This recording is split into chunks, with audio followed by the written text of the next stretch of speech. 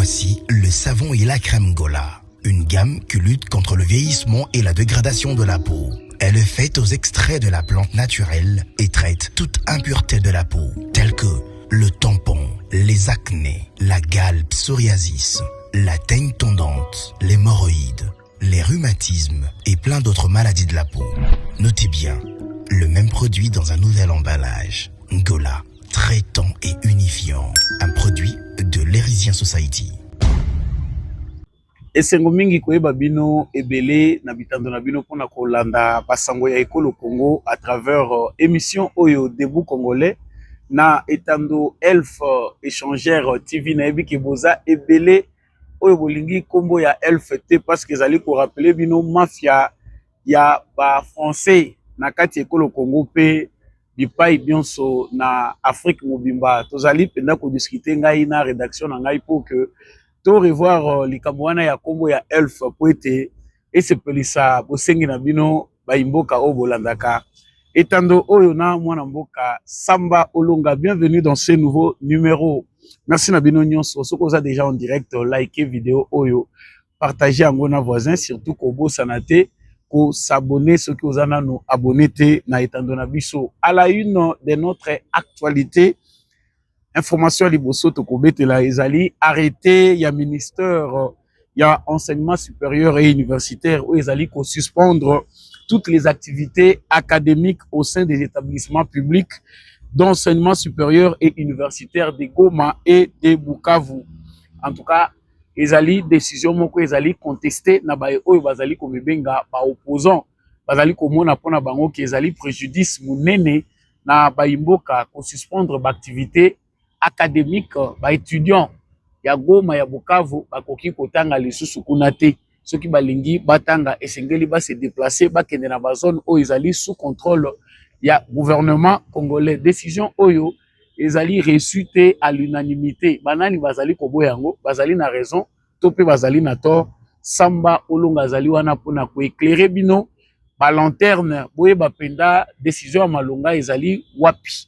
Sango mibale to kolobela na actualité na biso esengeli boye ba que avion moko militaire na ba munitions na bato na kati oyo ezali ko survoler Minembwe et utaki Bukavu eza ko mema na ba soda na bibundele pona ko kende ko ravitailler ba envahisseurs oyo bazali ko résister face à l'armée congolaise na Minembwe ezalaki abattu par un missile provenant selon certaines sources de l'armée congolaise. Ezali sango mibale to kolobela na kati ya information na biso mokolo lelo to soki sabongo na sangwe na bauti ko pesa biso ke mokonza mboka akoloba na poko lelo mingi bato bazali kotela likambo ezali ya dialogue. Est-ce que ye a coupé sa orientation nini to ko pesa moi éclairage moké to e ba selon bozeli ya bayi opposition, société civile, peuple congolais, nini oyo mokonza mboka koyi koloba. Samba Olonga zalaka wana na ba précision toujours pona bino. Osepelaka na analyse nanga ozali pressé ya kolanda basango oyo pesa makanetando oyo yeba d'abord ko s'abonner. Abonnement ezali soutien liboso ko aimer pe ko partager eza soutien mibale. Soko lingi ko lekisa soutien wana pona ko sala makambo susu ndenge sengeli en tout cas okoko benga numéro ezali na sa etando na yo pour que soutien na yo e bapenda kosala que émission oyo e mema penda bosolo bipai biso na ekolo Congo tozwami na lobaka pe natina que justice ya Nzambe erataka moto te, justice ya Nzambe moto moko te aishapaka na contrôle nango soki par hasard to pe par ruse yo ko échapper na contrôle na biso na mokili yeba yango ke Nzambe ba échapaka été puissant ou faible, riche ou pauvre, nous sommes tous redevables des actes que nous posons.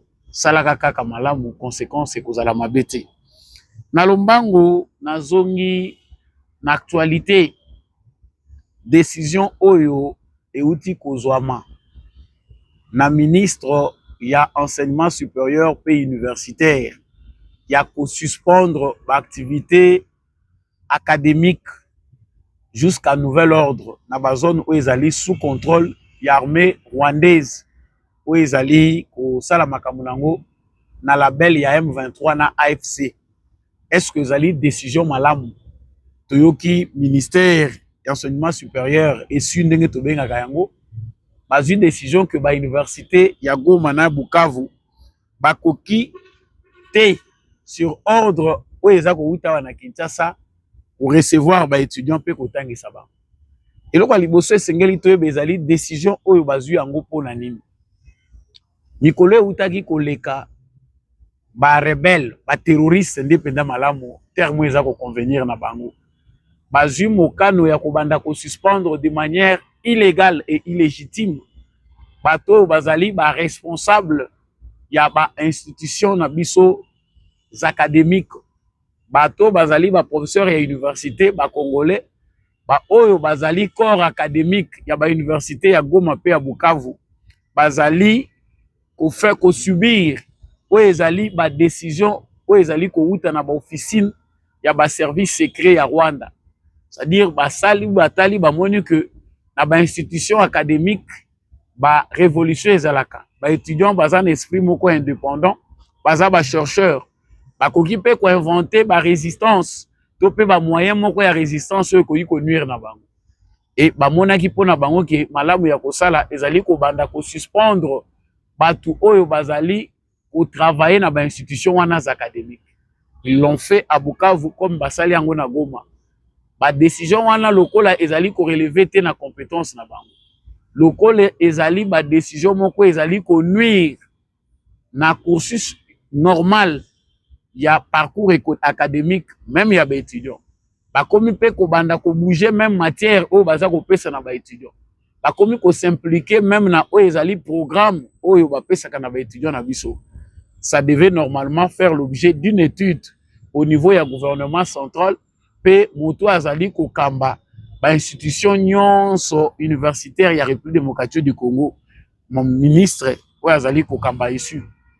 Donc tango étude de salami na niveau ya gouvernement ba moni que si donc ba décision oyo ezali ko nuire na vie académique et en dehors ya makambo oyo ezali likambo ya politisation ya ba université na ba zone oyo ezali occupé na ba proxy oyo ya Rwanda. Tumoni mikolo elekaki collation académique ya ba étudiants et komi kosala objet ya bananga na ba makenga ba bisimwa bayaka kotelema wana pona kobanda ko instrumentaliser ba étudiants. C'est-à-dire balancer d'une certaine manière processus ya recrutement ya ba étudiants pona kokomisa bango pe ba rebelle. En tout cas, si les choses devaient continuer comme ça, c'est toute une génération qui serait sacrifiée et touchée na eloko bango bazali kosala. Pona ko décrédibiliser eloko wana, kolongola yango ezala no impact te pe ezala no effet te, il faut décourager les étudiants de Goma, les parents à ne plus envoyer bana na bango na ba université oyo ezali sous emprise, sous contrôle ya ba rébellion oyo ezali commandité par le Rwanda. Parce que objectif nango ekomi ko formuler biso ba terroriste, kozwa ba jeune na biso ko kotisa bango morale ya mabe basala bango lavage ya cerveau, ba kotisa bango idéologie oyo ezali contraire na ba intérêt ya République démocratique du Congo. Biso toyebi que université ezali pépinière ya ba cadre oyo bazali bakoki ko occuper lobby ba fonction minene ya République. Si nous avons été infiltrés par le Rwanda, c'est à cause ya ba étudiants rwandais oyo toyamba na ba officine na biso, batanga na ba université na biso, ba infiltré oyo bayaka awa ba infiltré système na biso éducation, batangi na ba niveau nyonso primaire, maternelle, batangi ba humanité ti na ba université. Ils ont compris ce que nous étions.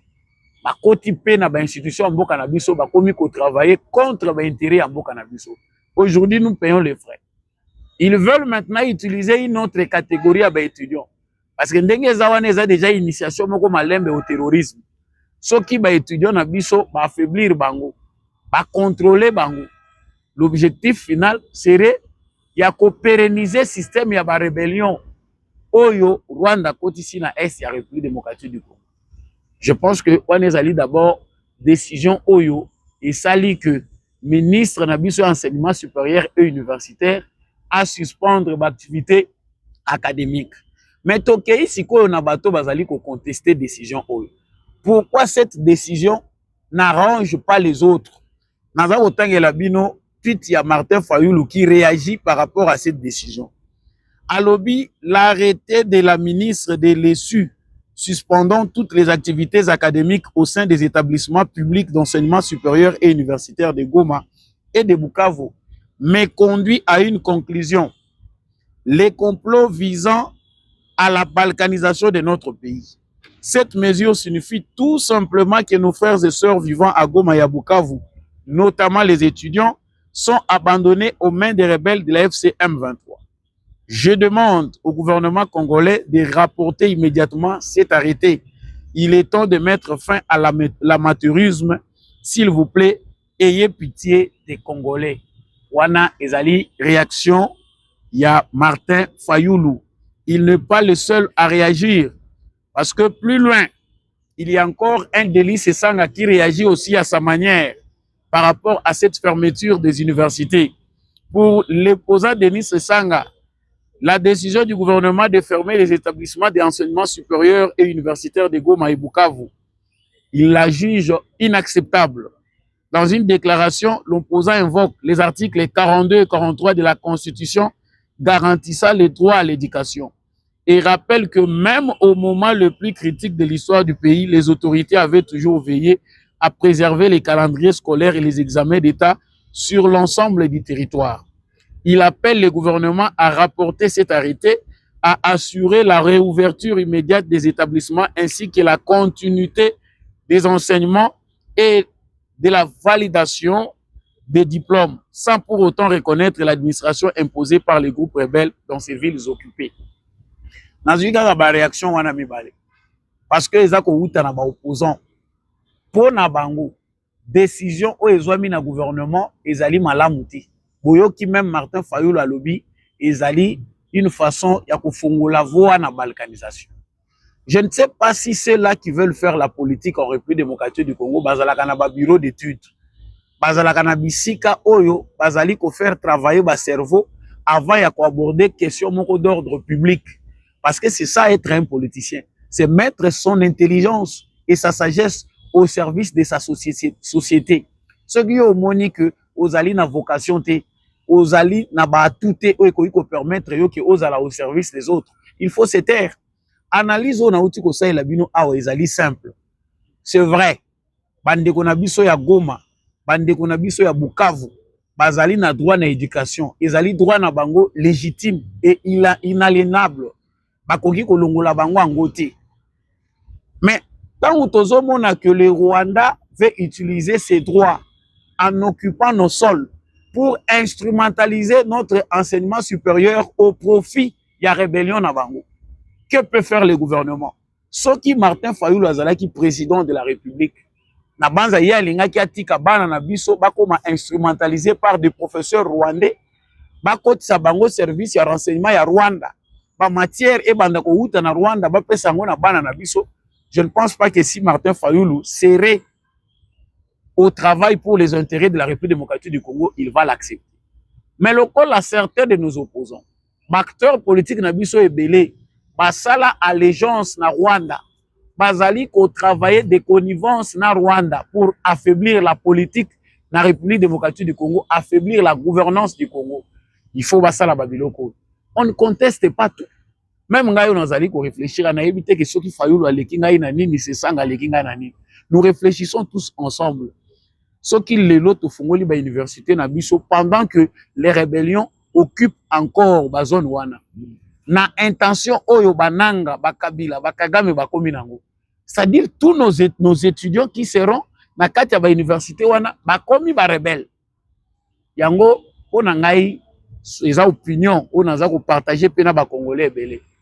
Ko sala année moko blanche to pe ko longwa na Goma ko kende ko luka place mo so ko sala université, c'est douloureux.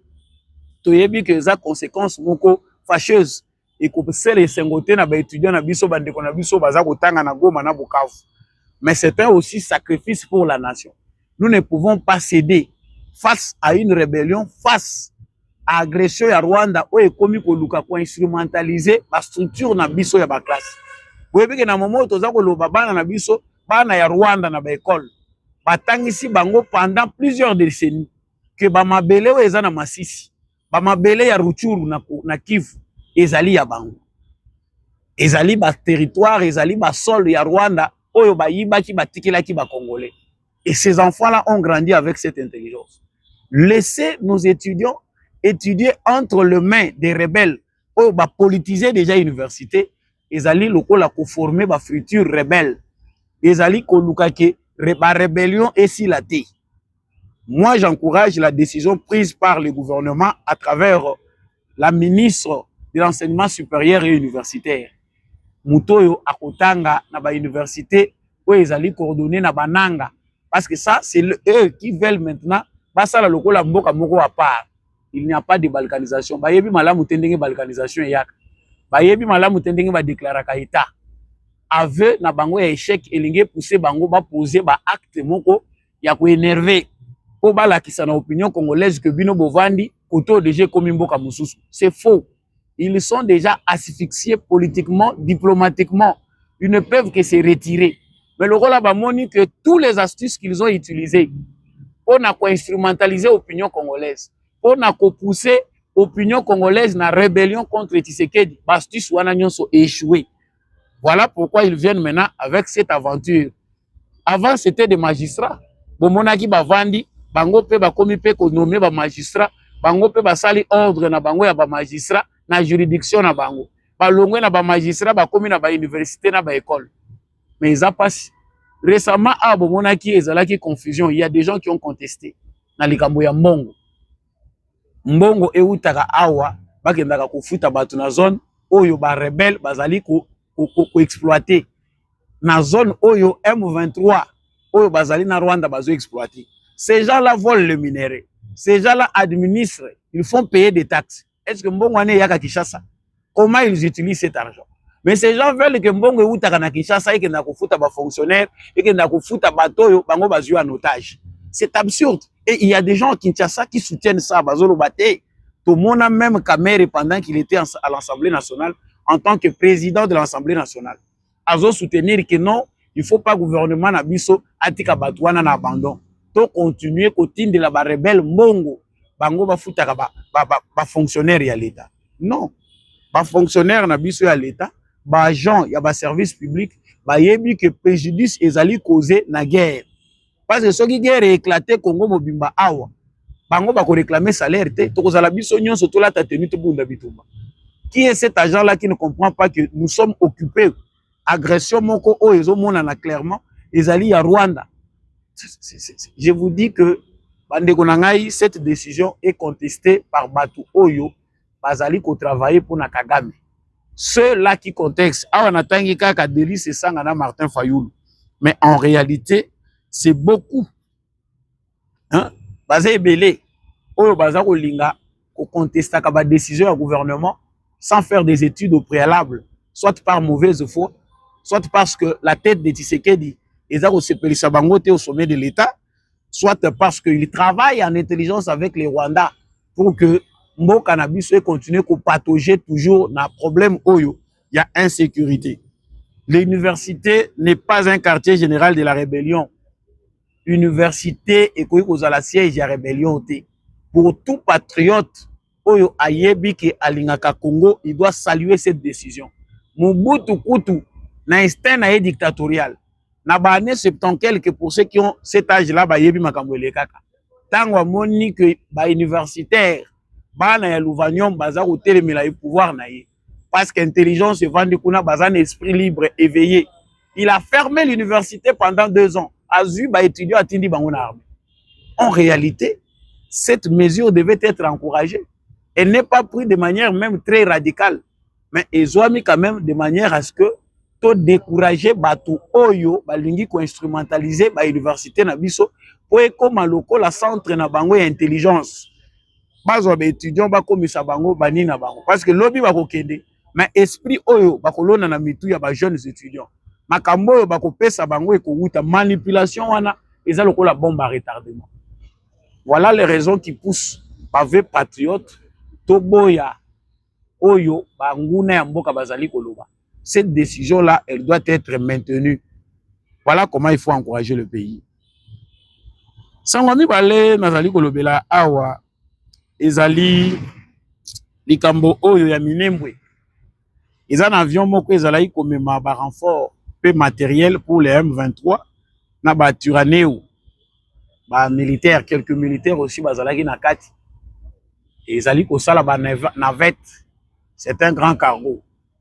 Société civile pe asi abelelaki banda kala likambo oyo ya appareil oyo ezali kosala ba va et vient eza komema ba matériel pona kokende kotika na ba zone wana. Alors, ils ont ça la liaison Rwanda, Kavumu, Minembwe. Ils ont transporté matériel et à renfort. Pendant que la société civile a zaïe là, notre armée aussi étudié les possibilités à Nengeni Nakoko Sungaba. Ça ne sera pas la première fois où armée Nabiso, service Nabiso et aviation militaire, Bazali, Kosala, Likambo, ya abattage, ya avion. Basi Basalango 2, 3 fois, 4 fois. Mais cette fois-ci, ils ont encore fait mouche. Banyati pende sike swaka matériel we yaki na avion wana ba bombarder yango à travers un missile. Mais ba missile solaire ezalaka. Je ne sais pas bande kona biso baza ba spécialiste ya armement bato baza conseiller na kati ya maison militaire ya chef de l'État. Basta la katendenge guerre eza ko salema à travers le monde pour que ba étudier genre ya bibundeli o esengeli biso to mema na mboka na biso pe pour que agression ezala lisusu. On a vu comment le président fait entrer notre armée dans ces processus ya kozwa satellite o ezali ya biso Congo et ko permettre biso pe ke tokota na kati ya makambo etali haute technologie militaire de manière à ce que ezali ko permettre que to contrôler pe ma frontière na biso armée na biso ezala mieux informée. Ba missile solaire ezali bomoni avion moko eza koleka balingaki baboma président au début de son premier mandat tango asalaki déplacement ya kokende est ya Congo le président a perdu son chauffeur à perdre ba militaire avion ba battre en na missile solaire. Si le Rwanda peut en avoir, si l'Ouganda peut en avoir, on a nini biso eza li sous les kambakoloba terrorisme. Ici il y a des vies, il y a des têtes qu'il faut couper, il faut engager les moyens. Toza le sous embargo te po bokenda kosomba bilokos ndenge balobaka soki balokos babiloko basi basalela bo sombela biso armement de pointe. Nous avons des alliés, si ce sont des vrais alliés ba pesa biso bibundeli ya solo. Même les États-Unis esengeli peto imposer bango ligne moko directrice. Déjà ils profitent de nos minéraux. Biso to sala ka diplomatie moko te to pe administration moko oyo ezali lourde. Bisika ya ko procéder na diplomatie moko haute pour acquérir matériel oyo ba pays tout oyo baza ko linga ko silisa bitumba baza ko acquérir. Biso ezakaka zela partenariat stratégique, les États-Unis a dit ceci. Non. So les États-Unis a kopesa biso so ki F-35 wana. Avion wana baza ko pesa pe. Ako pesa biso.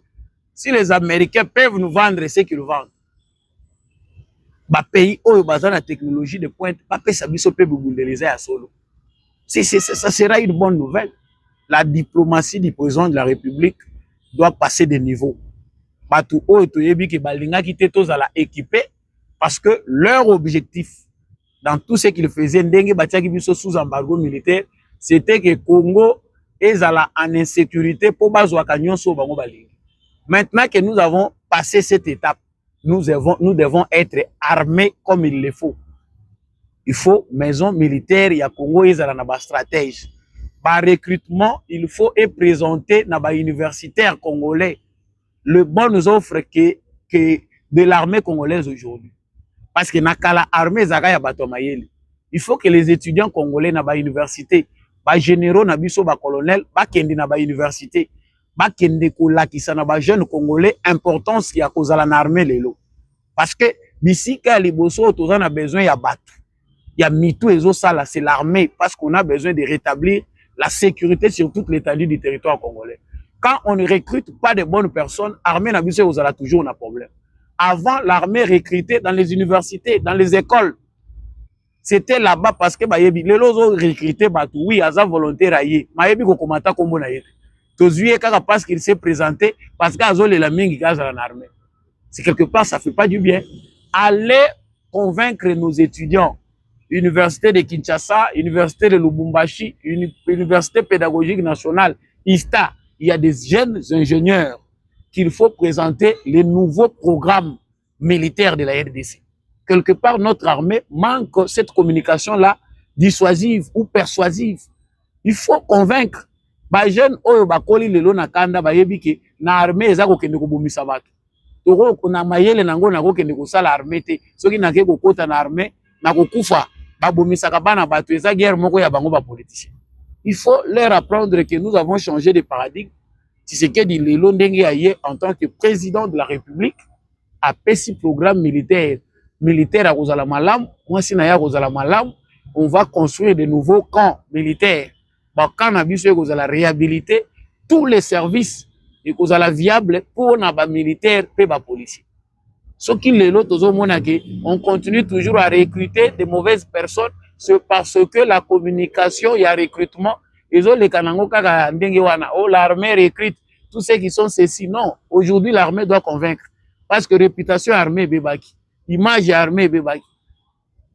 Félicitations quand même na armée na biso, vraiment na bato bo abattre avion wana ezali sangwa kitoko ezo ko soulager moi muke makambo toza nango. Souci na biso ezali que makambo ekende na lombango to récupérer ba territoire na biso ezali na maboko ya banguna, ba ville na biso ezali na maboko ya banguna, ezali esengo munene pona ekolo Congo. Alors sango ya suka o tozali kolobela na émission na biso ezali likambo ya adresse ya président de la République na nation. Il avait promis depuis il y a quelques jours lors de son passage au Gabon face à la diaspora congolaise de là-bas qu'il va s'adresser à la nation par rapport à makambo etali dialogue. Alobayi ke na koloba likambo etali dialogue, mais boye bayango que dialogue ekozala ndenge oyo boyebela te, dialogue ya turo oyo ekozala lokola ba dialogue oyo bomona monati.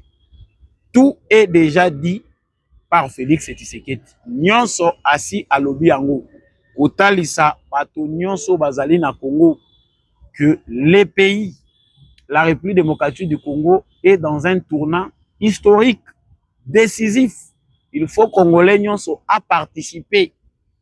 Le discours de Tshisekedi a Olobama Kambo to citoyebi parce qu'il a répété les mêmes choses. Gouvernance moko très pédagogique. Bato bazo yina Tshisekedi tozo kama bango. Eza na président moko te a se rabaisser na niveau Tshisekedi a se rabaisser pour chercher à être compris que même Congolais ou aza analphabète à cause de la makambo présence au Lobapé importance pe intérêt nango pona mboka. Mais soki yo le loti ozo solo la te okufa zoba parce que Tshisekedi c'est un président de bonne foi.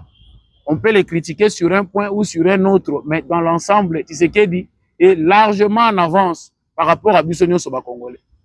Mingi makambo ya zomona yango to omona te parce que toza victime, il y a plus de 50 ans de mauvaise gouvernance. Ceux qui nous ont gouverné, Mobutu et l'AFDEL, Kabila Mouzé et Kabila fils, c'était du gâchis en termes de gouvernance. Fossé est très long. Et ce fossé-là a créé une crise de confiance. Ata bazo yebisa bato vérité, bato bazo comprendre. Mais au moins aujourd'hui, il y a des générations conscientes. Il y a des gens qui se réveillent. Il y a quelque part, ba patriotes ba komi ko comprendre qu'il faut to battre la Tshisekedi. Ils a perle moko rare. Ils a diamant moko rare. O tozui na politique ya Congo. Toko critiquer ye poto yeba mingi. Mais oyo ya zo sala tozela yango, bato ba botama ba kufa pe ba mona yango te. Tozo betele maboko na sens wana. Il va faire un discours. Nous nous attendons pas les dialogues. Les dialogues, c'est une manière pour lui de réunir ceux qui se disent leaders, acteurs politiques, pour faire un front commun face à cette agression. To luka unité. Mais en réalité, unité, ba luka kango te ya kosenga. Congolais waza conscient. Congolais waza na bolingo mboka na ye ba kote ya yete ke il faut s'aligner derrière la République. Il faut défendre son pays. Ba kote ya yote. Mais ça passe pe soni na mawa. Omona ke batata mikolo ils ont senga ba bonde la bango ba banda ko lancer bango appel ba ya to sangana pour que tout ça la bloc contre munguna zo bongisa mboka na biso. Ça fait mal. Nous, notre priorité, c'est la refondation de l'État congolais. Notre priorité à nous, Congolais, c'est mettre fin à l'agression du Rwanda, sécuriser toute l'étendue du territoire national congolais. C'est ça les priorités du peuple congolais. Et après tout ça, c'est le social des Congolais. Échanger. Il y a des priorités au Yabiso. Les querelles des politiciens, les aventures politiciennes. Oyebi ke likambwane za mutuya, makambo Tshisekedi azoloba ezali pona intérêt ya ba Congolais. Mais lokola yona nos poste te, lokola yona nos se retrouver te, il faut contredire Tshisekedi. Il faut beta Tshisekedi bambodi ya lokuta. Obimisa Tshisekedi mabeli boso peuple congolais parce que yo zoluka poste. Tant on va repasser au poste après changer langage. Une politique ridicule. Génération à l'élo, génération consciente, tolingi politique wanati. Si tu n'es pas en mesure de servir à mesure ya kozala au service ya intérêt généraux ya peuple congolais, c'est mieux de se retracer. Chers Congolais, nazane sengo mingi, vraiment ya koyeba ke boza ebele bozo lula banalise, bosepela kana banalise, ba commentaire ya Sambolonga façon auto pesela ka makambo. Nga pena linga kabino mingi, toute la communauté des éclairés du monde entier. Nga na benga kabino ba éclairé po ba analyse bimaka awa. Eza po na catégorie ya batu oyo baboya ténèbres, batu oyo bamonaka musika nde basosolaka penda makambo to bimisaka awa. Bosala ke eloko oyo efungwama lisusu ndenge bomesana koyoka Sambolonga. Partagez massivement ces analyses avec les voisins. Ça ne sert à rien de stocker plusieurs informations incompréhensibles. Oyoki kuna nasuka nango beli mutu, oyoki pasi okomi ko critiquer Tshisekedi akomi mabe. Zala na orientation. C'est le peuple qui gagne toujours. Matondo na mwana mboka Rifin azaki na sima caméra pour que émission oye koma na bitando na bino. Je remercie également l'homme de la vérité des urnes, Jean-Louis Timbalanga. Merci na mwana mboka Richard Sitangola ya ONG Les Riziens. Pour asali biso penda bien pour que émission oye koma na bitando na bino.